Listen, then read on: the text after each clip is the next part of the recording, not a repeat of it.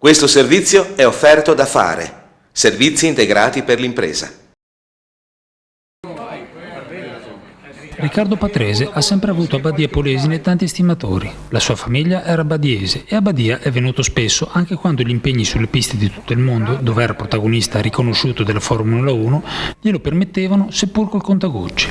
Nel 1981 è stato fondato l'Autoclub Riccardo Patrese, che di fatto non si è mai sciolto, nemmeno quando il pilota nel 1993 ha chiuso con la Formula 1. Fino al 2008, quando fu superato da Rubens Barrichello, Patrese era il pilota con più Gran Premi disputati, 256, ne ha 26, 37 i podi conquistati, 8 le pole position, 13 i giri veloci. Il suo secondo posto del 1992 è ancora insuperato da un pilota italiano. Proprio per dimostrare e dimostrarsi che l'Autoclub Riccardo Patrese esiste ancora, mercoledì sera l'ex pilota è stato ospite a Badia Polesine degli Amici di Sempre.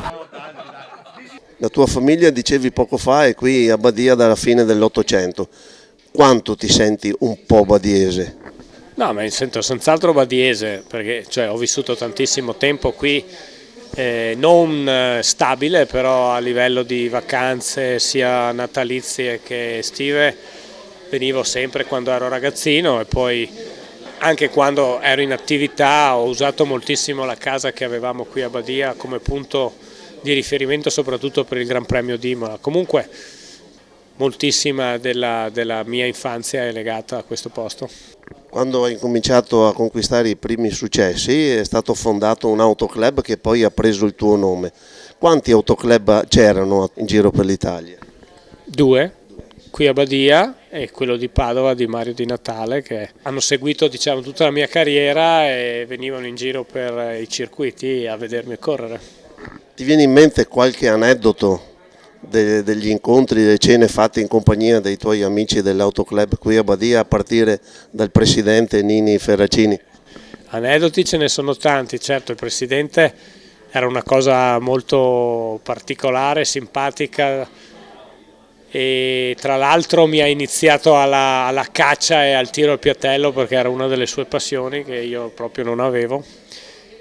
Attualmente fai ancora qualche esperienza in macchina, fai prove, disputi gare o hai chiuso definitivamente? No, gare non ne faccio, a parte che abbiamo fatto 5 anni fa queste Gran Premio GP Master, si chiamava di ex di Formula 1, che è durato per un anno ed era stata un'esperienza molto divertente e anche competitiva, però poi non se n'è più fatto niente, quindi io l'avevo fatto per divertimento, poi alla fine erano tutti molto agguerriti, perché con gente come Mansell, Fittipaldi, Warwick, Cheever, De Cesaris, Lafitte, Tambay, che eravamo in 16 tutti coinvolti, non ce n'era uno che tirava via il piede.